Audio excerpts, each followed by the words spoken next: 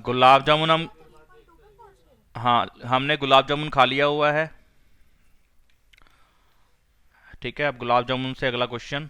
अब pen stand बना लेते हैं, एक क्वेश्चन करता हूँ कॉपी। कुछ नहीं था, जो क्वेश्चन आपके हो चुके हैं वो कुछ खास नहीं थे, आसान आसान से क्वेश्चन थे। इसके लिए फिगर भी दे रखी है तो मैं फिगर भी कॉपी कर लेता हूँ इधर।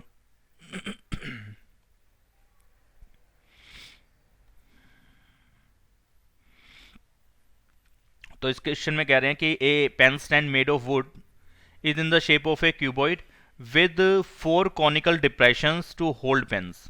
ठीक है, ये आपको दिख रहा है। और थोड़ा सा आइडिया यहाँ से लगवाया उन्होंने कि पेन स्टैंड है, ये एक्चुअल में पेन स्टैंड है, और यहाँ पे पेन लगा के भी दिखा दिया उन्होंने। तो यानी कि इसके अंदर जो ये होल हो रहा है ये कॉनिकल शेप का है। आपको मैंने इधर करके दिखाया है, ऐसे सारे वो कॉनिकल शेप के हैं। ठीक है, ये सब कॉनिकल शेप के डिप्रेशन यहाँ से निकाले गए हैं, काट लिए गए हैं। The dimension of the cuboid are 15 centimetre, 10 centimetre and 3.5 centimetre. यानी कि पहला लेंथ हो गया, दूसरा ब्रेड्थ हो गया और तीसरा हाइट हो गया। ठीक है, अगर ये इस फॉर्म में लिखते हैं, मल्टीप्लाई मल्टीप्लाई की फॉर्म में, तो फिर वो जैसे कि इस फॉर्म में लिखा हुआ है, तो पहला लेंथ होगा, दूसरा ब्रेड्थ होगा और तीसरा हाइट ही होगा। ठीक है, the radius of each of the depression is 0.5 centimetre and the depth is 1.4 centimetre. जो एक कॉनिकल पार्ट है, यानी कि जो कॉन निकाले गए हैं इसके अंदर से, उसका जो रेडियस वाला पार्ट है वो 0.5 सेंटीमीटर का है। ठीक है, ऊपर लिख देता हूँ। और जो हाइट वाला पार्ट है वो 1.4 सेंटीमीटर का है। दोनों चीज़ें सेंटीमीटर में है। ठीक है जी। अब find the volume of the wood and volume of would in the entire stand. इस पेन स्टैंड के अंदर कितनी वुड होगी, क्योंकि पेन स्टैंड है। अगर पेन स्टैंड नहीं होता तो फिर क्यूबॉइड का ही वॉल्यूम लग जाता। पेन स्टैंड बना कैसे, जब उसके अंदर पेन रखने की जगह बनी। पेन रखने की जगह बनी तो यहाँ पे इसने बता ही दिया क्वेश्चन के अंदर कि यहाँ पे कौन निकाल लिए 4। ये 4 कौन जो निकल गए, ये एक्चुअल में वॉल्यूम कम हो गया। इतना वॉल्यूम निकल गया। आपके पास आइसक्रीम ब्रिक थी, आपने एक चम्मच आइसक्रीम निकाल ली तो उतनी आइसक्रीम खत्म हो गई, उसमें से निकल गई, तो उसका वॉल्यूम कम होता चला गया, लेकिन सरफेस एरिया बढ़ता चला गया। ठीक है, सरफेस बढ़ जाएगा लेकिन वॉल्यूम खत्म होता जाएगा। तो यहाँ पे तो सीधी सी बात है कि वॉल्यूम ऑफ वुड कितना निकलेगा, वॉल्यूम ऑफ क्यूबॉइड में से 4 वॉल्यूम कौन के, मतलब कि 4 कौन के वॉल्यूम, 4 वॉल्यूम कौन के नहीं, 4 कौन के वॉल्यूम हम माइनस कर दें, सीधी सी बात है। तो यहाँ पे हाँ क्या हुआ, वॉल्यूम ऑफ वुड, हमारे पास यही कैलकुलेशन बनेंगे ना, volume of cuboid minus volume of 4 cons. ये सिंपल सी बात थी, ये समझ में आनी चाहिए। वॉल्यूम ऑफ क्यूबॉइड होता है L into B into H. Volume of 4 cones के लिए 4 से मल्टीप्लाई करना पड़ेगा एक कॉन के वॉल्यूम को। एक कॉन का वॉल्यूम क्या होता है जी, 1/3 पाई आर स्क्वायर एच। तो लगा देते हैं यहाँ पे वैल्यूज। 15 था कि 1.5, 15 था। 15 into 10 into 3.5 is equal, sorry minus आना है यहाँ पे, 4 टाइम्स वॉल्यूम ऑफ कौन। पाई की वैल्यू कुछ नहीं बोली तो 22.7। आर की वैल्यू आपको ऊपर बता ही रखा है कि जो आर है वो 0.5 है, तो 0.5 दो बार आ गया और हाइट आ गया 1.4। बस ये कैलकुलेशन करनी है।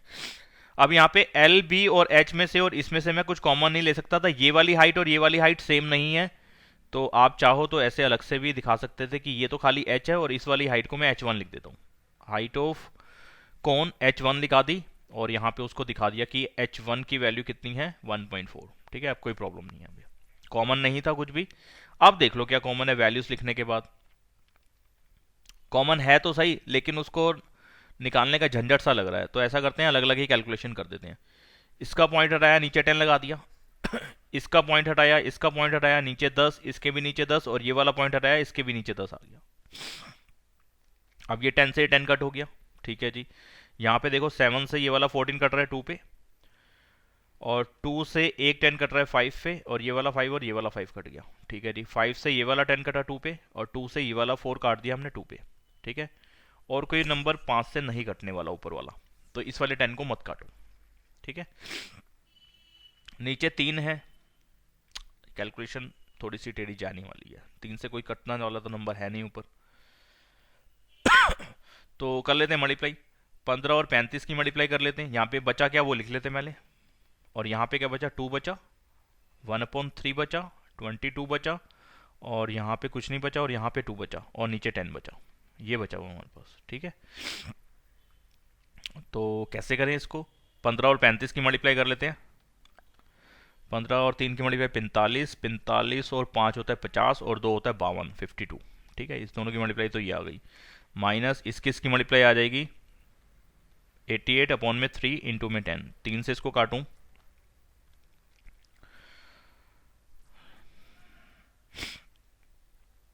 ऐसे ही कुछ आने वाला है अगर मेरी कैलकुलेशन सही है तो, और 10 से इसको डिवाइड करूंगा तो आ जाएगा 525 माइनस, सही है ना, 3 से काटूंगा तो, हाँ ठीक है ये आएगा, और 10 से इसको डिवाइड करूंगा तो 2.93 आ जाएगा। तो 525 में से 2.93 माइनस कर दूंगा,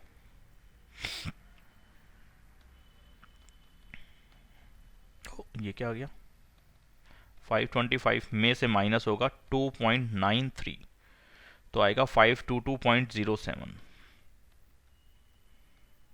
अगर उन्होंने फ्रैक्शन में छोड़ा होगा तो कुछ और दिखेगा वहाँ पे, फिलहाल फ्रैक्शन में नहीं तो डेसिमल में इतना सेंटीमीटर क्यूब इसका वॉल्यूम आ जाएगा। ये 523.53, हमारा कितना आ रहा है 522.07, है ना, फर्क आ रहा है हमारे आंसर में। यही वाला क्वेश्चन है ना, फोर्थ ही है ना, हाँ फोर्थ ही है। तो हो सकता है उन्होंने नहीं, उन्होंने क्या करा होगा, यहाँ पे डेसिमल के बाद अगर मैं तीसरी वैल्यू को भी ले लूँ तो 88 को यहाँ पे यही आना था ना, एक बार कैलकुलेशन देख लूँ, यहाँ पे 22 बचा था ऊपर, यहाँ पे 2 बचा था, यहाँ पे 3 बचा था, ये 5 कट चुका है, ये वाला 5 भी कट चुका है, और ये वाला 14 कट के ये भी खत्म, ये कट चुका था, ये कट चुका है ना, हाँ। तो ये फालतू लगा दी शायद से मैंने, ये वाला 2, ये वाला 2 फालतू लगा है, ये नहीं आना था।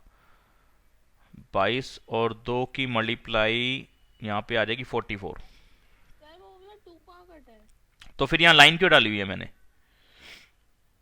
नहीं कटा वाकई में ही, ध्यान दो फिर जरा, एक सेकेंड को काटते हैं जरा, 5 पक्का नहीं कटा, मेरे को दोबारा से देखना पड़ेगा, मेरे को यहाँ पे लाइन लगी हुई दिख रही है, मेरे ख्याल पहले थी तो नहीं, या तो बाद में मेरे से गलती से डली है।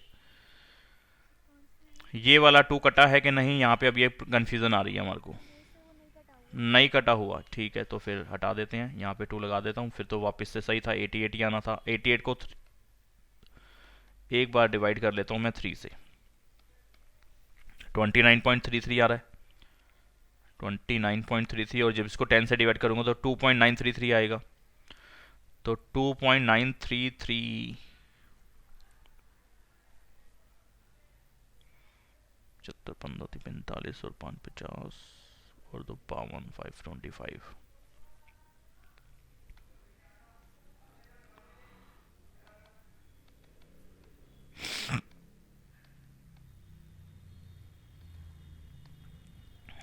कितना आ रहा है 522, 522 ही आ रहा है हमारा तो, और उनका कितना आ रहा है 523 आ रहा है। अब भगवान जाने क्यों आ रहा है, एक बार आप लोग कैलकुलेशन चेक कर लेना, फिलहाल मेरा यही आ रहा है, अब मैं दोबारा से कैलकुलेशन नहीं देख रहा हूँ इसकी, एक का ही फर्क आ रहा है लेकिन फर्क आ रहा है ये, अगर वो आंसर 523 आना चाहिए था और हमारा 522 आ रहा है तो यहाँ पे डेफिनेटली हमारे नंबर कटने वाले हैं। पाई की वैल्यू तो नहीं क्वेश्चन में बोली थी कुछ और जो मैंने नहीं ली, नहीं बोली थी तो एक बार जो ये कटिंग करी है ना वो दोबारा वही मैं सोच रहा हूँ, लेकिन अब करूँ कि नहीं करूँ, क्योंकि एक का ही फर्क आ रहा है, तो मेजर फॉल्ट तो नहीं लग रहा है यहाँ पे, कहाँ गड़बड़ लग रही है अब। 15, 10 और 3.5, 15, 10 और 3.5 पॉइंट हटा दिया था, 10 और 10 कट गया था, 15 और 35 की मल्टीप्लाई कितनी होती है, यही होती है 525 ही होती है। तो एक सेकेंड, हाँ हाँ बोलो, हाँ बाय, ठीक है। हाँ जी, इसकी कैलकुलेशन यार अब आप पे छोड़ दो फिलहाल, मैं नहीं चेक कर रहा, ठीक है, अभी आप देख लेना। करने का तरीका यही है, करने का तरीका ये है, मतलब कि मेन मुझे बस ये बताना था कि ये माइनस करना होता और कुछ नहीं। और कोई खतरनाक बात भी नहीं थी जो तुम्हें समझ में नहीं आई होगी। अगले क्वेश्चन की ओर बढ़ते हुए, फिफ्थ क्वेश्चन।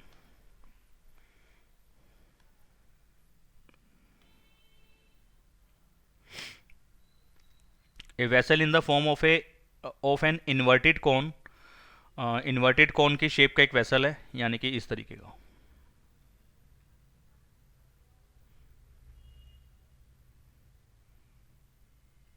ठीक है। इट्स हाइट इज 8 सेंटीमीटर, जो इसका हाइट वाला पार्ट है वो है 8 सेंटीमीटर का, और जो रेडियस वाला पार्ट है वो कितना है, radius of its top which is open is 5 centimetre, ठीक है। रेडियस 5 सेंटीमीटर और टॉप वाला पार्ट ओपन है, वेसल तभी होगा, फायदा भी क्या उसका, नहीं तो। It is filled with water up to the brim, brim मतलब वो ऊपर किनारे तक इसको पानी से भरा गया, ये ऊपर तक पानी से भरा हुआ है, तो मैं ऐसे दिखा रहा हूं इसको, ठीक है। अब क्या हुआ, when lead shots each of which is a shape of which is a sphere, ठीक है। जो लेड शॉट इसके अंदर डाले गए हैं, यानी कि गोलियां, ठीक है, गोलियां, अब जैसे गोलियां ही बोल सकता हूं मैं उसको। तो जो इसके अंदर लेड शॉट इसके अंदर डाले हैं वो स्फेयर की शेप के हैं, जिनका रेडियस 0.5 सेंटीमीटर है।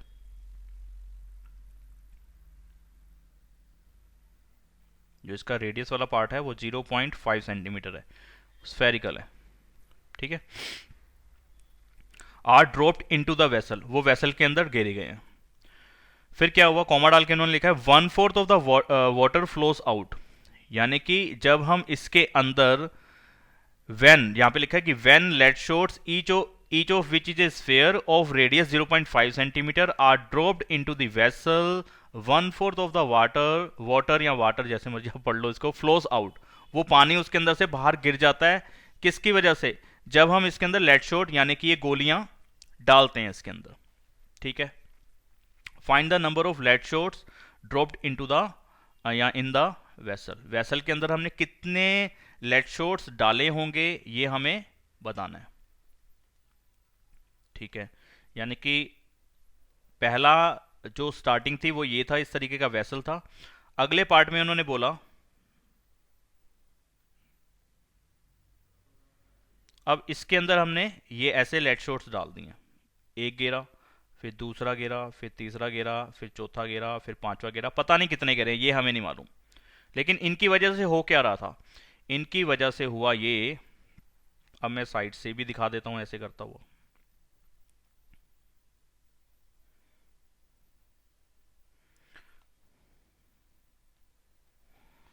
जब इसके अंदर हमने लेड शॉट्स डाले, गोलियां डाली, तो पानी बाहर गिर गया, यही कुछ हुआ।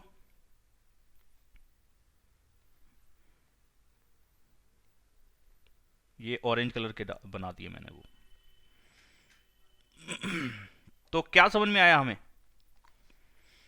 क्या समझ में आया हमें कि इसके अंदर कुछ लेड शॉट्स डाले हैं, इसके अंदर गोलियां डाली हैं, स्फेयर डाले हैं इसके अंदर, लेकिन वो कितने डाले ये हमें नहीं मालूम, लेकिन उनकी वजह से हुआ क्या, उसकी वजह से जितना पानी इसके अंदर था उसका 1/4 पार्ट बाहर गिर गया, यही बोला है ना उन्होंने, यही बोला उन्होंने, 1/4 of the water flows out, बाहर गिर जाता है, किसकी वजह से, लेड शॉट्स की वजह से। तो यानी कि हमें क्या बात समझ में आती है, बताओ जरा कोई जना,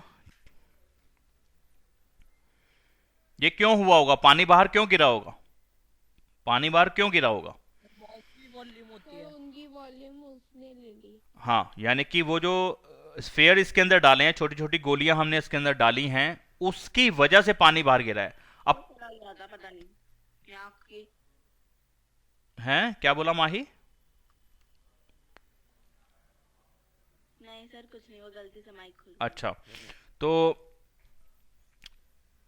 हमें ये भी नहीं मालूम कि 5 गोलियां डाली हैं कि 10 गोलियां डाली हैं, अब नंबर ऑफ लेट शॉट्स हमें नहीं मालूम, तो यही आपका क्वेश्चन था, तो वो मैं एक्स लेट कर लेता हूं। तो let number of lead shots be N, ठीक है, उनको मैंने टोटल n मान लिया। तो इसके अंदर हमें बात यह समझ में आई कि जितना वॉल्यूम इसके अंदर गिरा, जितना वॉल्यूम की लेड शॉट्स इसके अंदर गिरी, उतने वॉल्यूम का पानी बाहर आया। ठीक है ना, यही बात तो हुई है इसके अंदर। यानी कि एक स्टेटमेंट में यह बना सकता हूं अकॉर्डिंग टू क्वेश्चन कि volume of N lead shots, जो कि है स्फीयर, ठीक है, एन स्फीयर या स्फीयर्स, वो किसके इक्वल होगा? 1/4 वॉल्यूम ऑफ कोन। ये बात समझ में आती है आपको, ये जो मैंने लिखा है? नहीं सर, मुझे नहीं आया। नहीं आई, ठीक है। देखो, जैसे कि मैं कहूं कि एक कोन है, कोन है या किसी भी शेप को ले लो आप, जरूरी नहीं कि कोन को ही लो, आप सिलेंडर को ले लो, कोई प्रॉब्लम नहीं है, सेम लॉजिक सेम ही है दोनों पे। इसके अंदर पानी भरा हुआ था, ठीक है, टोटल पूरा पानी से भरा हुआ है, लबालब पानी से भरा हुआ है, ठीक है। अब इसके अंदर क्या करा हमने, एक कोई सा भी शेप का सॉलिड डाल दिया, फिलहाल वही गोला ही, यानी कि स्फेयर ही बोलता हूं मैं, एक स्फेयर घेर दिया इसके अंदर, ये स्फेयर घेर दिया। तो इस स्फेयर की वजह से होगा क्या? जितना वॉल्यूम ये घेर सकता था उतने वॉल्यूम का पानी बाहर आ जाएगा, यही होगा ना, जितना आप वजन इसके अंदर डालोगे उतने वजन का पानी बाहर गिर जाएगा, उतने वॉल्यूम वाला पानी बाहर गिर जाएगा, उतने वॉल्यूम के बराबर पानी बाहर गिर जाएगा। ठीक है, ये तो मतलब कि कंचा बाहर नहीं आ जाएगा, गोली बाहर नहीं आ जाएगी, उतने वेट का पानी, उतने वॉल्यूम बाहर गिर जाएगा उससे, ऐसे दिखाना चाहिए था। ठीक है, तो मानो इसके अंदर मैंने कहा कि इस जो वेसल इसके अंदर, सॉरी, इस वेसल के अंदर जो हमने लेड शॉट या स्फेयर घेरा है, इसका वॉल्यूम था 10 सेंटीमीटर क्यूब। 10 सेंटीमीटर क्यूब, एक तरीके से उसके वॉल्यूम की बात कर रहा हूं। तो इसका अगर वॉल्यूम 10 सेंटीमीटर क्यूब होगा तो बाहर जो पानी गिरा है, ये जो पानी गिरा है, इसका वॉल्यूम भी सेम होगा, 10 सेंटीमीटर क्यूब। ये वाली बात समझ में आती है पलक? ये वाली बात समझ में आई है, ठीक है। तो अगर इसके अंदर ये लॉजिक पे अगर मैं उस क्वेश्चन, यही सेम लॉजिक में उस क्वेश्चन पे लगाऊं कि अगर इसके अंदर 10 लेड शॉट डले हों, 10 स्फेयर इसके अंदर डले हों, तो 10 स्फेयर का जो वॉल्यूम होगा वही वॉल्यूम बाहर गिरना चाहिए। 10 स्फेयर का जो वॉल्यूम होगा वही वॉल्यूम का पानी बाहर गिरना चाहिए, उतना ही वॉल्यूम बाहर गिरे हुए पानी का होना चाहिए। लेकिन हमें नहीं मालूम कि अंदर कितनी गोलियां डली हैं, इसलिए मैं उनका टोटल वॉल्यूम नहीं बता सकता। लेकिन आपने बता दिया कि बाहर इतना पानी गिर गया, तो बाहर गिरा हुआ पानी अंदर गई हुई गोलियों के बराबर होगा। बाहर गिरे हुए पानी का वॉल्यूम अंदर जो इसके कॉनिकल वेसल के अंदर जो हमने स्फेयर डाले हैं, उन सारे स्फेयर्स का जो वॉल्यूम होगा वो उस वाले वॉल्यूम के बराबर होगा जितना वॉल्यूम का पानी बाहर गिरा है। तो यही तो यहां पे हमने समझा था कि अगर 10 सेंटीमीटर क्यूब इस स्फेयर का वॉल्यूम है तो उतने ही वॉल्यूम का बाहर पानी गिरा है। तो अगर मैं ऐसे बोल दूं कि बाहर गिरा हुआ पानी 10 सेंटीमीटर क्यूब है, तो अंदर गिरी हुई जो चीज थी, अंदर जो चीज हमने गेरी थी उसके अंदर, उसका वॉल्यूम कितना होगा? उसी के बराबर होगा, बाहर जितना पानी गिर गया। बात समझ में आती है? तो अगर बाहर गिरे हुए पानी का वॉल्यूम मुझे किसी तरीके से पता चल जाए तो मैं ये कह सकता हूं कि बाहर जितना पानी गिरा है उतने ही वॉल्यूम की गोलियां अंदर पड़ी हुई हैं। अब उनकी क्वांटिटी नहीं पता, उनका नंबर नहीं पता, उनका काउंट नहीं पता, तो वो मैंने n मान लिया स्टार्टिंग में। तो n गोलियों का, n स्फेयर्स का जो वॉल्यूम होगा वो किसके बराबर होगा? जितना वॉल्यूम बाहर गिर गया है पानी का। ठीक है, और पानी का वॉल्यूम कितना है? According to question 1/4 volume of cone के बराबर है। जितना भी कोन के अंदर पानी था उस वॉल्यूम का चौथा हिस्सा बाहर गिर गया, 1/4 पानी बाहर गिर गया। तो बाहर गिरा हुआ पानी, इस बाहर गिरे हुए पानी का वॉल्यूम में बड़े आराम से हम निकाल सकता हूं, क्योंकि आपने कोन की सारी बातें बता रखी है, रेडियस भी बता रखी है, हाइट भी बता रखी है, तो उससे मैं वॉल्यूम निकाल लूंगा। और वही वॉल्यूम n लेड शॉट्स का होगा, n स्फीयर्स का होगा। बोलिए जी, बात समझ में आती है? सभी बच्चों को ये बात समझ में आई है कि नहीं आई है? सर आ गई। ज्यादातर क्वेश्चन इसी लॉजिक पे चलने वाले होते हैं हमारे 10th के अंदर, और बड़े काम की ये चीज अगर समझ में आई है तो। और नहीं आई तो बता दो कि नहीं आई समझ में, हाथ खड़ा कर सकते हो। महक, महक एक सेकंड, महक, अच्छा फिर बताना ही है तो मैं बता ही देता हूं यार। इसमें नितिन आपको आवाज नहीं पहुंची या आपको समझ में नहीं आया? पहले मुझे ये बात क्लियर करो। सर वह थोड़ी आवाज बीच में कट हुई थी। चलो मैं लिख रहा हूं, लिखते हुए मैं फिर से बोलता हूं। तो एक लेड शॉट क्या शेप थी जी उसकी? स्फेयर थी। तो स्फेयर का वॉल्यूम कितना होता है? 4/3 पाई आर क्यूब। तो मैं डायरेक्टली यहाँ पे अलग से आर नहीं लगा रहा हूँ क्योंकि फिर मुझे दो रेडियस दिखानी पड़ जाएंगी। तो मैं डायरेक्टली उसके अंदर जो उसका फॉर्मूला होता है लेट शॉर्ट है स्फेयर, तो मैं अलग से लिखता हूँ। देखो इस बात को अलग से लिखता हूँ साइड पे, volume of sphere, volume of sphere मैंने लिख दिया 4/3 पाई आर क्यूब। ये टीचर को दिखाने वाला काम नहीं है मेरे को, ये मेरे को खुद को समझाने वाला काम है कि 4/3 पाई आर क्यूब होता है। तो यहाँ पे जो आर की वैल्यू वो कितनी लगनी है? रेडियस ऑफ स्फेयर लगेगी। ठीक है जी, तो वो लगा देते हैं 4/3 पाई का पाई, और रेडियस ऑफ स्फेयर कितना है? रेडियस ऑफ स्फेयर ये रहा 0.5 सेंटीमीटर। तो यहाँ पे आ जाएगा 0.5 इसका क्यूब। तो ये एक स्फेयर का वॉल्यूम आ गया। ऐसे कितने स्फेयर हमने इसके अंदर डाले हैं वो मुझे मालूम नहीं है, वो मैंने एन लेट किया हो तो वो एन के बराबर होगा। एन लेट शॉर्ट्स का या एन स्फेयर्स का जो वॉल्यूम होगा वो इसके बराबर होगा, जो कैलकुलेशन हमारी बनी है। और ये इक्वल होना चाहिए, क्वेश्चन के हिसाब से उन्होंने कहा था कि मतलब कि 1/4 पानी बाहर आ जाता है उसका। तो 1/4 किसका पानी बाहर गिरता है? किस शेप में से पानी बाहर गिर रहा है जी? कौन वाला वेसल है, कॉनिकल शेप का वेसल है, उसमें से पानी बाहर गिरता है, उसका 1/4 वॉल्यूम बाहर गिरता है। तो 1/4 तो इसलिए कर रहा हूं क्योंकि आपने ऐसा बोला है 1/4 पानी बाहर आया है। और वॉल्यूम ऑफ कौन क्या होता है? 1/3 पाई क्या होता है? पाई आर स्क्वायर एच होता है, पाई आर स्क्वायर एच। तो यहां पे मैं आर डायरेक्टली लगा रहा हूं रेडियस ऑफ कोन जो आपने दिया हुआ है ऊपर। रेडियस ऑफ कोन दे रखा है 5, तो यहाँ पे मैं 5 लगा देता हूँ, 5 का स्क्वायर। और हाइट ऑफ कोन कितना है जी? 8 है, मैंने 8 लगा दिया। ठीक है। और अगर मैं आपको पूरे पूरे फॉर्मूले लिख के करने हैं कि इधर वाला फॉर्मूला इधर लिखूं, उधर वाला फॉर्मूला उधर लिखूं, तो दोनों की फिर रेडियस वाले पार्ट को अलग से दिखाना पड़ेगा कि R1 जो है रेडियस ऑफ स्फेयर है और R2 रेडियस ऑफ कोन है, और उसकी इतनी इतनी वैल्यू है। फिर आप दिखा सकते हो, कोई दिक्कत नहीं है। मैंने यहाँ पे उस चीज को छिपाया है, यानी कि वो स्टेप बचाया है अपना कि R1 इतना और R2 इतना, वो चीज नहीं दिखाई है, डायरेक्टली फॉर्मूले के अंदर वैल्यूज लगा दी है। ठीक है, तो n की वैल्यू मुझे मिलने वाली है। ये सारी टर्म्स जो इधर मल्टीप्लाई हो रही हैं उधर जाके डिवाइड में हो जाएंगी, तो डिवाइड करा देते हैं। तो 1/4 का 1/4 रहा, 1/3 का 1/3 रहा, पाई का पाई रहा, 5 का स्क्वायर 5 × 5 लिख दिया, 8 का 8 रहा। और ये वाली टर्म सब उधर भेज रहा हूं तो उल्टा कर दूंगा इसको, 3/4 हो जाएगा, 1/पाई हो जाएगा, और 0.5 की पावर 3 थी तो उधर जाके वो 1/0.5 की पावर 3 हो जाएगा।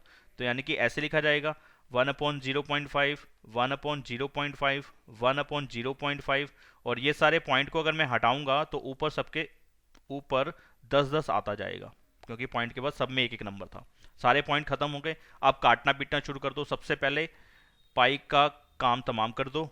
ठीक है, फिर ये वाले 2 5, ये वाले 2 5 कट जाएंगे, और क्या करता है? ये वाला 3 और ये वाला 3 कट जाएगा। और क्या करता है? ये वाला 4 और ये वाला 8 कट जाएगा 2 पे। ये 2 से ये वाला 4 कट जाएगा 2 पे, है ना। और ये वाला 2 से 1 10 कट जाएगा 5 पे। तो नीचे डिनोमिनेटर में तो कोई नंबर बचा नहीं, ऊपर बच गया मेरे पास 5 × 10 × 10। तो n की वैल्यू काफ़ी बड़ा नंबर आ रहा है, 500।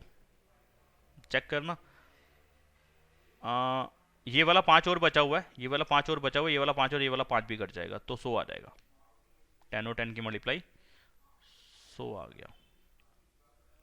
तो सही है। ठीक है, तो ये n की वैल्यू 100 आ गई।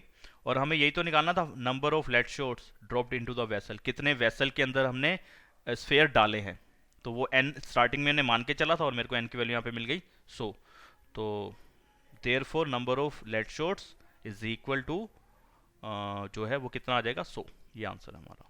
चेक करा देता हूँ आपको, ये रहा 100, 5th क्वेश्चन का आंसर। अगले क्वेश्चन की ओर बढ़ते हुए,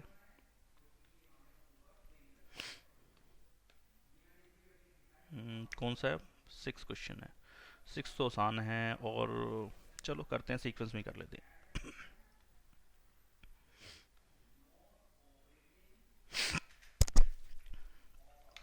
वो कह रहे हैं यहाँ पे solid iron pole consist of a cylinder of height 220 centimetre and base diameter is 24 centimetre. एक सिलेंडर है, एक आयरन पोल है जिसके अंदर एक सिलेंडर है, और उसका हाइट 220 सेंटीमीटर का और उसका डायमीटर 24 सेंटीमीटर का, which is surmounted by another cylinder of height 60 centimetre and radius 8 centimetre. इसी के ऊपर एक और सिलेंडर है, ठीक है, इसी के ऊपर एक और सिलेंडर है जिसकी हाइट 60 सेंटीमीटर की है और जिसका रेडियस 8 सेंटीमीटर का। पहला क्वेश्चन कोई ऐसा आपके सामने आया जहां एक के ऊपर दूसरी चीज तो है लेकिन उसका रेडियस वाला पार्ट सेम नहीं है। अब आपके दिमाग में कोई प्रॉब्लम तो नहीं आ रही कि यार ऐसा कैसे हो गया, क्योंकि नीचे वाला जो सिलेंडर है और ऊपर वाला जो सिलेंडर है दोनों सॉलिड बताए हैं, होलो नहीं बताए, वरना ऊपर वाला सिलेंडर उस पर खड़ा नहीं हो पाता, वो नीचे गिर जाता। तो नीचे वाला अगर सॉलिड है, जैसे कि ये बुक है, तो इस बुक के ऊपर मैं ये चीज रख सकता हूँ। ऊपर वाले की बेस वाला पार्ट और इसका टॉप वाला पार्ट सेम थोड़ी ना है, ये तो बड़ा छोटा है, लेकिन वो रखा जा सकता है क्योंकि ये पूरा का पूरा सॉलिड है। अगर ये होलो होता तो फिर तो नीचे गिर जाता, ये रखा नहीं जाता। ठीक है, बात को समझ पा रहे हो आप? तो इसके लिए एक रफ डायग्राम साइड में बना रहे हैं, छोटा सा ही बनाएंगे, ज़्यादा बड़ा नहीं बनाएंगे। नीचे एक सिलेंडर है, उसके ऊपर दूसरा सिलेंडर रखा हुआ है, ऐसे कुछ है। तो ऐसी एक सॉलिड हमारे को मिल सकता है, कोई दिक्कत नहीं है। ऊपर वाले जो सिलेंडर है उसकी हाइट हमारे को दे रखी है 60 सेंटीमीटर, और नीचे वाले जो सिलेंडर है उसकी हाइट दे रखी है 220 सेंटीमीटर। ठीक है, तो इसको मैं H1 लिख देता हूँ 220 सेंटीमीटर, और इसको मैं S2 लिख देता हूँ जिसकी वैल्यू है S2, थोड़ा सही से लिख देते हैं, H2 60 सेंटीमीटर। ये भी ऊपर वाला, सॉरी, जो पहले नीचे वाला हमारा सिलेंडर था उसका डायमीटर 24 सेंटीमीटर था, तो इसके लिए जो रेडियस वाला पार्ट आएगा वो बड़ा ही आएगा, क्योंकि नीचे वाला रेडियस हमारा बड़ा ही है। तो इसका रेडियस कितना आ जाएगा, 24 को 2 से डिवाइड करेंगे तो 12 सेंटीमीटर का आ जाएगा।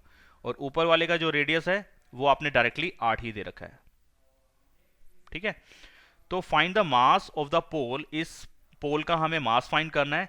Given that 1 centimetre cube of iron has approximately 8 gram mass, और पाई की वैल्यू को 3.14 लेना। जब आपको लिख दिया कि 3.14 लेना, तो फिर यहां पे मुझे 3.14 लेके ही काम करना है।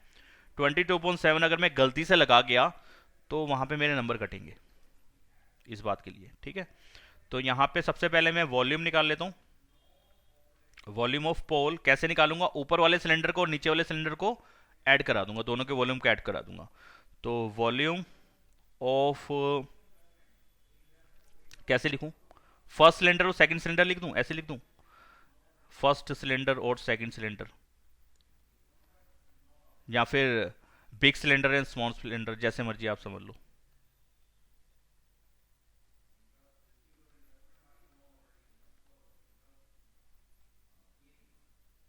अब वो बड़ा कहना है, बड़ा कहना, छोटा कहना है, वो आपकी चॉइस है कि फर्स्ट और सेकंड कहना है। तो जो बड़े वाला सिलेंडर है वो नीचे वाला सिलेंडर है, उसका वॉल्यूम क्या बनेगा, वॉल्यूम ऑफ सिलेंडर लगेगा पाई आर स्क्वायर एच, लेकिन इसके अंदर रेडियस वाली वैल्यू बड़ी रेडियस की यूज होगी और हाइट H1 यूज होगा यहाँ पे। दूसरे वाले सिलेंडर का फॉर्मूला तो ये रहेगा पाई आर स्क्वायर एच, लेकिन यहाँ पे छोटी रेडियस का स्क्वायर होगा और H2 का यूज होगा। वो आप फिगर में अगर ये काम कर लोगे तो ये वाली चीज लिखनी आपके लिए आसान हो जाएगी।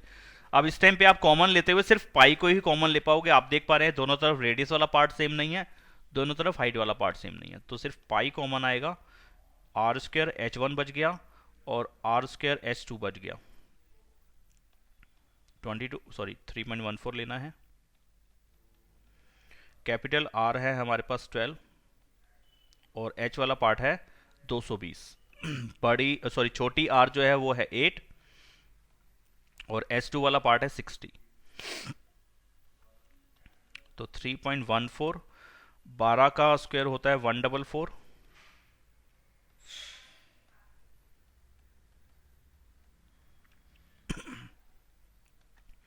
3.14 का पॉइंट हटाया, नीचे 100 आ गया। और आप देख पा रहे हो कि कॉमन लेने की बात पे आऊँ तो कम से कम 10 तो मैं कॉमन निकाल ही पा रहा हूँ, 10 कॉमन आ गया। और क्या कॉमन ले सकता हूँ, ले तो मैं और भी सकता हूँ, लेकिन क्या लूँ, डायरेक्टली देखो कोई बड़ा सा नंबर कॉमन आ जाए। डायरेक्टली 12 कॉमन आ सकता है 144 और 60 में से। 144 और 60 में से, अच्छा 144, हाँ ठीक है, जोड़ना बचा है। हाँ सही बात है, 60 नहीं बचा। चलो फिर छोड़ ही देता हूँ, क्यों पंगे में पड़े। वैसे तो दो दो करके हम कॉमन निकाल सकते हैं, टाइम वेस्ट होगा, छोड़ो परे। तो मेरे पास क्या बच गया, 144 इंटू 22 और 64 इंटू 6 बच गया। ये कैलकुलेशन हम फटाफट से कर लेते हैं, एक जीरो से एक जीरो तो कम से कम कट गया। 314 अपॉन में 10 और इसकी मल्टीप्लाई आ जाएगी 144 इंटू 22, 3168 और 384। अगला स्टेप आ जाएगा 314 अपॉन में 10, इसको ऐड कर देंगे, 8 और 4 12, 8 और 6 14 और एक 15, 3 और एक 4 और एक 5 और 3 का 3, ठीक है, इसको मैं अभी नहीं काट रहा, इतना सेंटीमीटर क्यूब आ गया। तो according to question mass of 1 centimetre cube of iron कितना है? 8 ग्राम।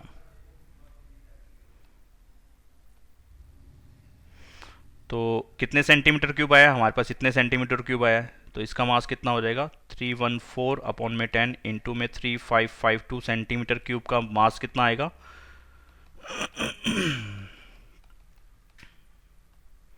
इतने ग्राम्स। अब कैसे काटे? नीचे 10 आया है और बस, तो क्या है, इसकी मल्टीप्लाई करा लेते हैं। तो करा लेते हैं कैलकुलेटर से मल्टीप्लाई। 3168 था, इसमें हमने प्लस करा था कितना? 384। चेक भी हो जाएगा कितना आया था, 3552।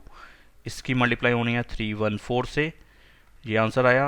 अब काफ़ी बड़ा आया है, इनटू में फिर 8 हुआ, तो बड़ा ही बड़ा लंबा चौड़ा आंसर आया। तो यानी कि 8922624, 8922624, 8922624 अपॉन में 10 ग्राम्स। अच्छा नहीं है ना ऐसे आंसर देना? किलोग्राम्स में कन्वर्ट करते हैं, 1000 से डिवाइड कर देते हैं इसको।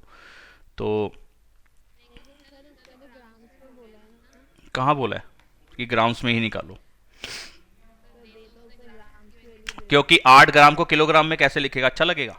8 ग्राम चीज लेने जाओ किसी को और कहो कि 0.0008 ग्राम दे दे, थप्पड़ मार के भगा देगा किलोग्राम। 100 ग्राम चीज लेनी है तो 100 ग्राम बोलते हो, जब 1 किलो से ज़्यादा लेनी होती है तो 1 किलो से ज़्यादा, या 1.5 किलो, 2 किलो, 2.5 किलो बोलते हो। जब आपने ग्राम्स में लेनी होती है कि 1 किलो से कम लेना होता है, तो आप ये थोड़ा ना कहते हो कि 250 ग्राम जब लेना होता है। तो नॉर्मली 250 ग्राम मतलब क्या है? 1 किलो का 1/4 पार्ट। तो आप ये थोड़ा ना कहते हो कि 0.250 किलोग्राम दे दे। वो कहेगा भाई साहब क्या सामान लेना, मेरे को तो यही समझ में नहीं आ रहा कि इतना तू। ठीक है, तो बात को समझो, ये बहुत बड़ी वैल्यू है ग्राम्स के अंदर, इसलिए केजी में कन्वर्ट कर देना चाहिए, डिवाइडेड बाई 1000। तो 4 जीरो नीचे आ जाएंगे, 4 के बाद डेसिमल लगेगा 1 2 3 4, तो 892.2624 kg। अब वो देख लेते हैं उन्होंने किस फॉर्म में दिया आंसर। 892.26, ठीक है, समझदार हो आप। 892.26 समझ में आ गया होगा।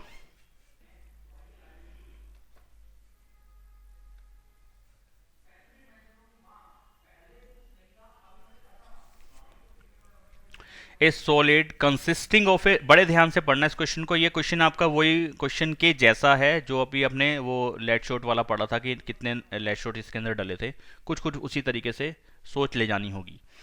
ए solid consisting of A right circular cone of height 120 centimetre and radius 60 centimetre standing on A hemisphere of radius 60 centimetre. तो इतना काम पहले कर लेते हैं कि एक सॉलिड है जिसके अंदर दो शेप उन्होंने दिखा दी हैं। एक कौन है जो कि कौन किस पे खड़ा हुआ है, यानी कि किस पे खड़ा हुआ मतलब किसके ऊपर टिका हुआ है? हेमिस्फीयर के ऊपर। तो नीचे वाला सॉलिड है हेमिस्फीयर का और इसके ऊपर है कौन। ठीक है जी। और right circular cone of height 120 centimetre, जो कोन वाला पार्ट है उसकी हाइट है 120 सेंटीमीटर और उसका रेडियस वाला पार्ट है 60 सेंटीमीटर का। ठीक है, थोड़ा बड़ा कर दूं इसको अगर नहीं नजर आ रहा आप लोग को।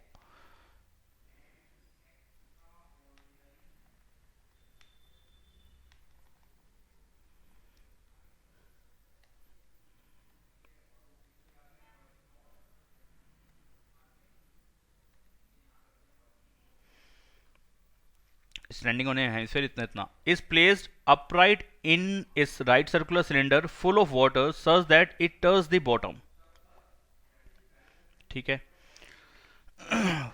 यानी कि इसको क्या कर रहा है, हमने एक सिलेंडर के अंदर रख दिया है इस तरीके से कि इसका जो ये जो है इसका बॉटम वाला पार्ट सिलेंडर के बॉटम को टच करता है। ठीक है, okay. Find the volume of water left in the cylinder, यानी कि एक सिलेंडर था उस वो पूरा पानी से भरा हुआ था, उसके अंदर इसको डाला गया है। ठीक है, तो फिर उनने पूछा क्या, find the volume of water left in the cylinder, cylinder के अंदर कितना पानी बचेगा, क्योंकि अब ये सॉलिड उसके अंदर गया, पूरा पानी से भरा हुआ था, उसके अंदर एक गिरेंगे इस सॉलिड को, तो उसके अंदर से पानी तो बाहर गिरना ही गिरना है, यानी कि कुछ पानी बाहर गिरेगा और कुछ बचेगा उसके अंदर। वो कितना पानी बाहर गिरा वही कैलकुलेशन से पता चलेगा कितना पानी अंदर बचा। ठीक है, तो ये चीज उन्होंने पूछा कि कितना पानी उसके अंदर बचा। If the radius of cylinder is 60 centimetre and height is 180 centimetre, यहां पे ये चीज नहीं बताता तो फिर दिक्कत की बात थी। ये वाली लास्ट स्टेटमेंट कि अब सिलेंडर के बारे में भी इंफॉर्मेशन दे दी कि सिलेंडर का जो रेडियस वाला पार्ट है वो 60 सेंटीमीटर का है और उसकी हाइट 180 सेंटीमीटर की है। लेकिन ये इन्होंने बता दिया था कि ये जो सॉलिड हमने डाला है सिलेंडर के अंदर ये उसके बॉटम को टच कर लेता है। ठीक है, तो यानी कि पूरा पूरा डूब रहा है इसके अंदर। जरा आप ध्यान दो, तो ये 60 सेंटीमीटर का सिलेंडर है और रेडियस का, और ये भी 60 सेंटीमीटर रेडियस है। तो यानी कि रेडियस ऑफ कोन या रेडियस ऑफ हेमिस्फेयर, या ये जो सॉलिड बना है हमारे पास इसी रेडियस का ही सिलेंडर है जिसके अंदर इसको डाला गया। और इसकी हाइट कितनी है? 180 सेंटीमीटर, यानी कि जो सिलेंडर है उसकी हाइट कितनी है? 180 सेंटीमीटर। अगर आप इस पूरे सॉलिड को देखो तो इसकी हाइट भी कितनी बनेगी? यहां से लेकर यहां तक का पार्ट है 120 सेंटीमीटर का, और यहां से लेकर यहां तक रेडियस वाला पार्ट होगा वो होगा 60। 120 और 60 को प्लस करोगे तो 180 ही आता है ना। तो यानी कि वो जो सिलेंडर बन रहा है वो पूरी इसी की हाइट के बराबर का है। अगर ये चीज नहीं भी सोचते तो भी हमारा काम हो जाता, यानी कि एक चीज सोचे बगैर हमारा काम नहीं होता, हो जाता, कोई दिक्कत नहीं है। लेकिन अब यहाँ पे हम फिगर एकदम एक्यूरेट बना पाएंगे, नहीं बनाते तो भी चल जाता।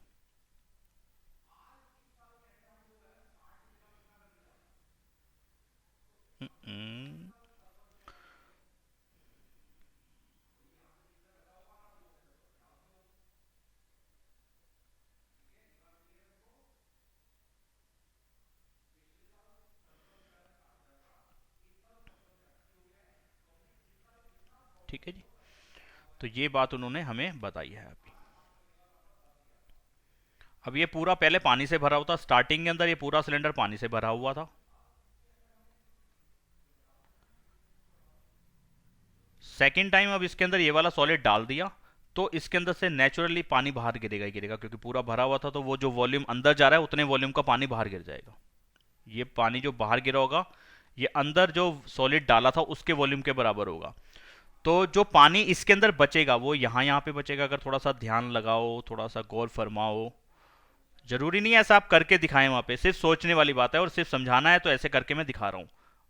अब थोड़ा सा इसमें ध्यान से समझने वाली बात यह है कि क्या पानी ऐसे चिपका होगा हर तरफ?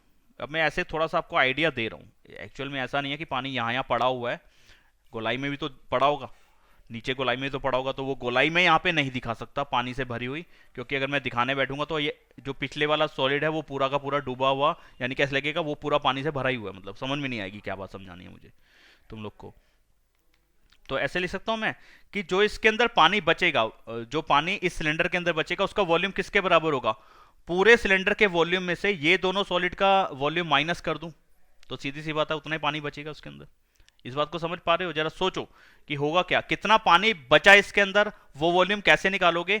इस पूरे सिलेंडर में पहले पानी भरा हुआ था, यानी कि पूरे सिलेंडर का वॉल्यूम हो गया उस टाइम पे, उसमें से अब कितना पानी बचेगा?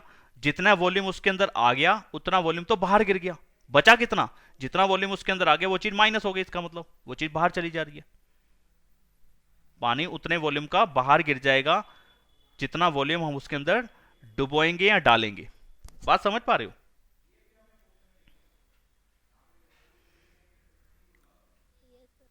और बच्चे बताओ कि समझ में आया क्या नहीं आया? मैं दोबारा फिर से बताऊं नहीं तो। आ गया सर। पलक क्या कहना है बेटा, आ रहा है समझ में? आया समझ में ये बात? हाँ सर। अच्छा मैं अगर पूछूं आपसे कि कितना पानी बाहर गिर गया तो क्या जवाब है आपका? वॉल्यूम ऑफ जो कोनोस्फेयर से फिगर बन रही है उसके वॉल्यूम यानी कि वॉल्यूम, ये वाला वॉल्यूम यानी कि कौन का वॉल्यूम और हेमिस्फेयर का वॉल्यूम अगर ऐड कर दोगे तो इतना वॉल्यूम पानी बाहर गिर गया है, इतने वॉल्यूम के बराबर का पानी बाहर गिरा होगा। ठीक है, और मैं क्वेश्चन पेपर में अगर हम अपने ईज के लिए पाई की वैल्यू 3.14 लगा ले तो कुछ नंबर तो नहीं कटेंगे? हाँ वो डेफिनेटली काटेगा, कि हमने बोला नहीं आप 3.14 क्यों लगा रहे हो वहां पे। 22.7 लगा के फिर अगले स्टेप में काट के दिखा दो 3.14। हाँ सर ये हाँ ये कर लेना। तो भाई ऐसे लिख दूं अगर मैं,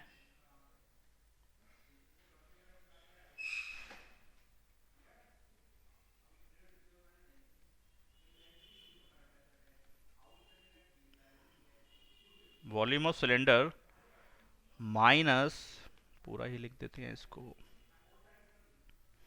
माइनस होगा इसमें से क्या, volume of cone plus volume of hemisphere. ये पूरा जो कंबाइंड सॉलिड ये वाला अंदर वाला, ये जब हमने इसके अंदर डाला तो इतने वॉल्यूम का पानी तो बाहर गिर गया। आपने बाहर गिरा हुआ पानी नहीं पूछा, आपने पूछा कि कितना पानी अब इसके अंदर बचा। पहले पूरा लबालब भरा हुआ था, लबालब मतलब पूरा ब्रिम तक, ऊपर तक, टॉप तक भरा हुआ था। अब अगले स्टेप के अंदर पानी बाहर गिर जाना है क्योंकि आपने एक सॉलिड अंदर डाल दिया। तो कितना पानी बाहर गिरा, उस वॉल्यूम के बराबर का पानी बाहर गिरा जितना वॉल्यूम हमने अंदर डाल दिया। तो कितना पानी उस सिलेंडर के अंदर बचेगा, पूरे सिलेंडर के वॉल्यूम में से इन दोनों का वॉल्यूम माइनस कर दो, सीधी सी बात है। बस ये चीज करनी है और कुछ है ही नहीं इसके अंदर। तो वॉल्यूम ऑफ सिलेंडर, या तो आप पूरी उसकी हाइट वगैरह सब कुछ अलग अलग लिख दो या फिर फॉर्मूले के टाइम पे डायरेक्टली लगा दो। अब मैं फॉर्मूला अलग से लिख नहीं रहा हूँ, फॉर्मूला तो आपको मालूम है, वॉल्यूम सिलेंडर का क्या होता है, वॉल्यूम ऑफ कौन क्या होता है, वॉल्यूम ऑफ हेमिस्फीयर क्या होता है। मैं उनकी जगह पे उनकी रेडियस और हाइट लगाता जाऊंगा यहाँ पे। जैसे कि वॉल्यूम ऑफ सिलेंडर होता है पाई आर स्क्वायर है, तो पाई को छोड़ रहा हूँ, इसकी रेडियस 60 ही है और हाइट ऑफ सिलेंडर 180 दे रखा है क्वेश्चन में। ठीक है, मैंने डायरेक्टली वैल्यू लगा दी। इसमें से माइनस होगा वॉल्यूम ऑफ कौन, वॉल्यूम ऑफ कौन है 1/3 पाई आर स्क्वायर एच, इसकी रेडियस 60 ही है लेकिन इसकी हाइट 120 है, ये रही। ठीक है, तो इतना पार्ट हो गया। Plus volume of hemisphere, volume of hemisphere होता है 2/3 पाई आर क्यूब, आर है 60 और ये 3 बार लिखा जाएगा। ठीक है, अब आपने दो तरीके से क्वेश्चन को समझ सकते हो कि इन दोनों का वॉल्यूम प्लस करके इसमें से माइनस करा दिया, या माइनस होने के बाद जब ये वाला ब्रैकेट खुलेगा तो ये वाला अगला स्टेप में वैल्यू, ये वाला साइन कौन सा बन जाएगा, ये माइनस का बन जाएगा। तो मैं इसी जगह पे खोल देता हूँ, ये वाला ब्रैकेट हटा देता हूँ और ये वाला साइन प्लस की जगह पे क्या हो जाएगा, माइनस हो जाएगा। बात समझ में आ गई होगी आपको कि ये प्लस वाला माइनस का क्यों हो गया, क्योंकि माइनस के बाद ब्रैकेट बनाना था। अब आपके दिमाग में होना चाहिए कि कहाँ क्यों बनाना था ब्रैकेट। क्वेश्चन में तो कहीं बनाया नहीं उन्होंने ब्रैकेट, तो हम कहाँ से बना के चल रहे हैं और अगले स्टेप में ब्रैकेट खोल भी रहे हैं, तो क्यों खोल रहे हैं। मैंने खोला इसलिए ताकि तीनों में से कॉमन ले सकूं आसानी से। ठीक है, और पहले स्टेप में प्लस क्यों कराया था, क्योंकि वो कंबाइंड सॉलिड अंदर डाला था उसके अंदर, तो उतना वॉल्यूम मुझे माइनस करना था, उन दोनों का कंबाइंड वॉल्यूम माइनस करना था। कंबाइन करने के लिए प्लस करना था, इसलिए प्लस का साइन, और हटाना था वॉल्यूम, माइनस करना था, हटाना था, वो तो समझ में आ रहा है, तो इसलिए माइनस भी करना था उसको। कंबाइन के लिए प्लस और हटाने के लिए माइनस। समझ में आया कि यहां प्लस क्यों और यहां माइनस क्यों, आना चाहिए समझ में। कॉमन ले लेते हैं, क्या चीज कॉमन है, पाई कॉमन है, आर 2 बार कॉमन है सब में से, पाई भी कॉमन है, और यहां पे 180 बचा हुआ है, यहाँ पे 120 बचा हुआ है, यहाँ पे 60 बचा हुआ है, तो इन तीनों में से 60 बाहर आ सकता है, क्योंकि 60 180 को भी काट देगा, 180 को भी, 60 120 को भी काट देगा और 60 खुद को भी काट देगा। ठीक है, तो इन ब्लू वाले पार्ट में से 60 को बनाएगा और येलो वाला पार्ट तो पूरा का पूरा जैसा है वैसे का वैसे ही बाहर आ रहा है। तो पाई 60 और 60 ये बाहर आ गया, इसकी जगह पे, और सॉरी इन ब्लू वाले पार्ट में से भी एक वैल्यू कॉमन ले रहा हूँ 60। तो जब ब्लू वाली वैल्यू जो कॉमन आई है 60, वो इस ब्लू वाली वैल्यू को कट करेगी, तो यहाँ पे 3 बचेगा, फिर ये वाला माइनस आ गया। 1/3 पे कोई पंगा नहीं हुआ, 1/3 का 1/3 रहा, पाई भी बाहर आ गया, 60 वाला बाहर आ गया, 60 दूसरे वाला बाहर आ गया, और जो ब्लू वाला पार्ट था 120, इसमें से मैंने 60 बाहर करा है, ये मैं यहाँ पे ब्लू डाल रहा हूँ, तो इन तीनों ब्लू वाले वैल्यूज में से 60 बाहर लिया मैंने, तो 60 इन तीनों को डिवाइड करेगा ब्लू वाले नंबर्स को, तो 120 को जब 60 डिवाइड करेगा तो यहाँ पे 2 बचेगा। तो 360 कॉमन कैसे आ गया? यही तो जादूगरी थी, ध्यान से सुना ही नहीं तुमने। येलो वाले तो पूरे पूरे बाहर ले लिए और ब्लू वालों में से 60 बाहर करा है, क्योंकि ब्लू वाली टर्म्स को 60 डिवाइड कर सकता है। महक समझ में आया? महक तीनों ब्लू वाले नंबर्स को 60 डिवाइड कर देगा ना? तो 160 है, 160 कैसे हो जाएगा? 180 है। आंसर हो जाएगा। अरे ध्यान ही नहीं है, क्वेश्चन में ध्यान ही नहीं है तुम लोग का। कहां गया? ये रहा 180 हाइट ऑफ सिलेंडर। अच्छा यहाँ पे क्या बचा, टू थर्ड का टू थर्ड बचा, पाई 60 60 येलो वाला तो पूरा पूरा पार्ट कॉमन आया था, और ये वाला 60 60 को डिवाइड करेगा तो यहाँ पे 1 बचेगा। तो लिख के दिखाने की जरूरत नहीं थी, लेकिन समझा रहा हूँ तो दिखा भी रहा हूँ वहाँ पे। तो पाई की वैल्यू 22.7, 60 इंटू 60, और यहाँ पे आया 3 माइनस 2/3 माइनस 2/3। अच्छा जी, एलसीएम ले लेते हैं, तो बाकी सब पे तो कोई फर्क पड़ा ही नहीं।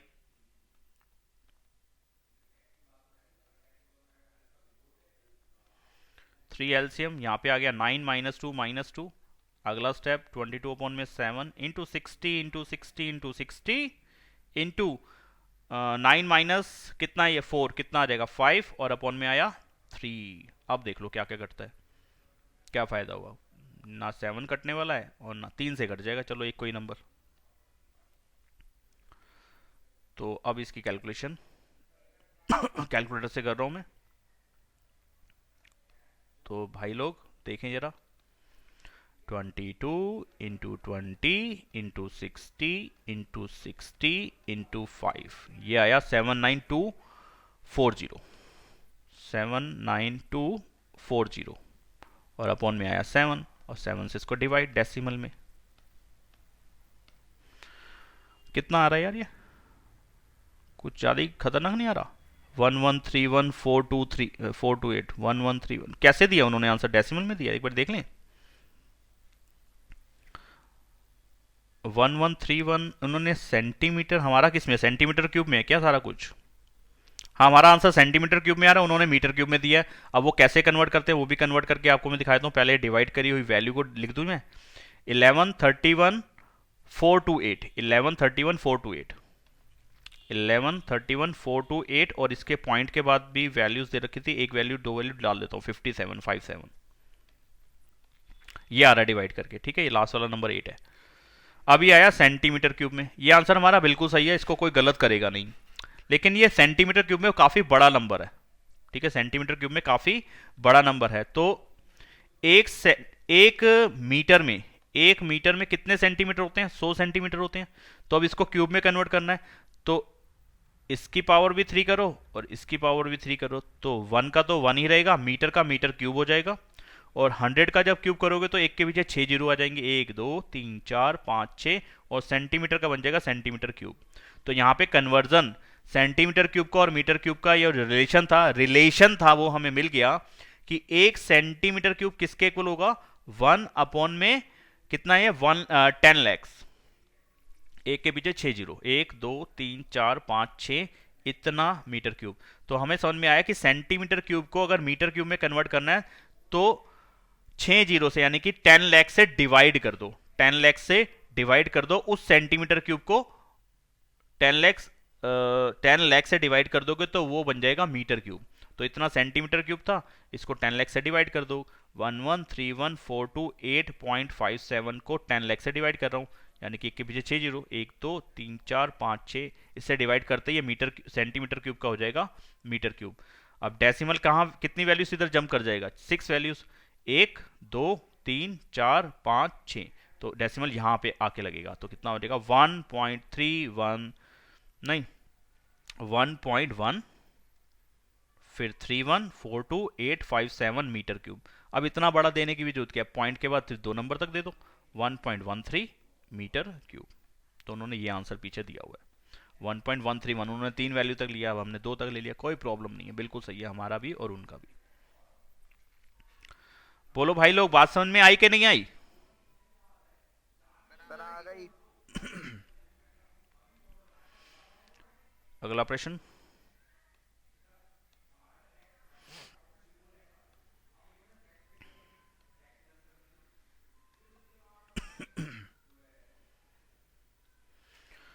वो कह रहा है कि एक स्फेयर है, spherical glass vessel has a cylindrical neck. एक स्फेयर शेप का वेसल है, लेकिन उसकी जो नेक है वो सिलेंडर की शेप की है, यानी कि कुछ इस तरीके का वेसल है।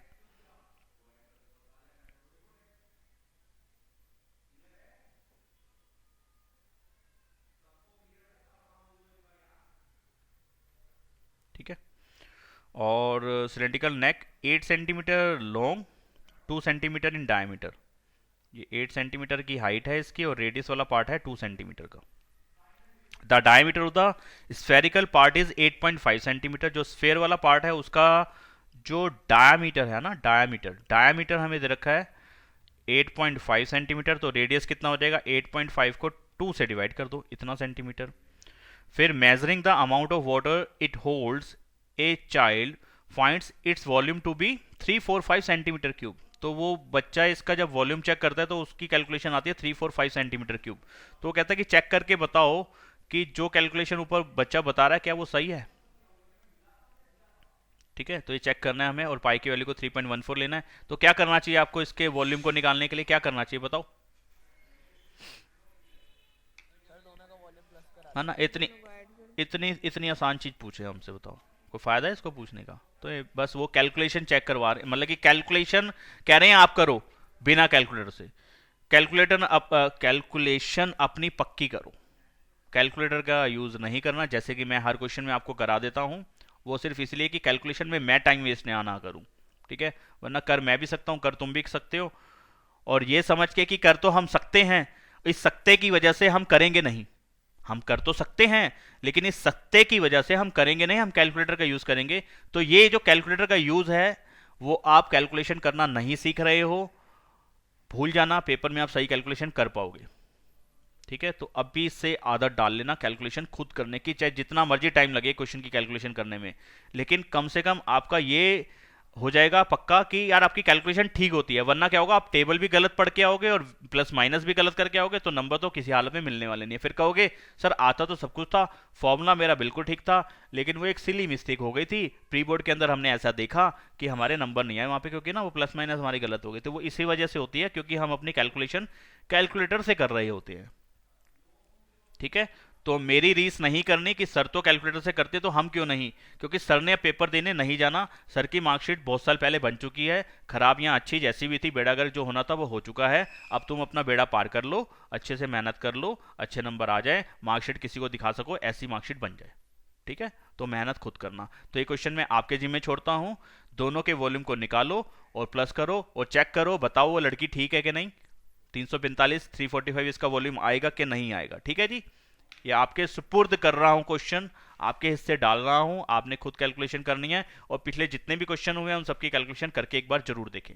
ठीक है जी, आज इतना ही करेंगे, बाकी आप मिलते हैं। ये अपना ध्यान रखें, बाय बाय।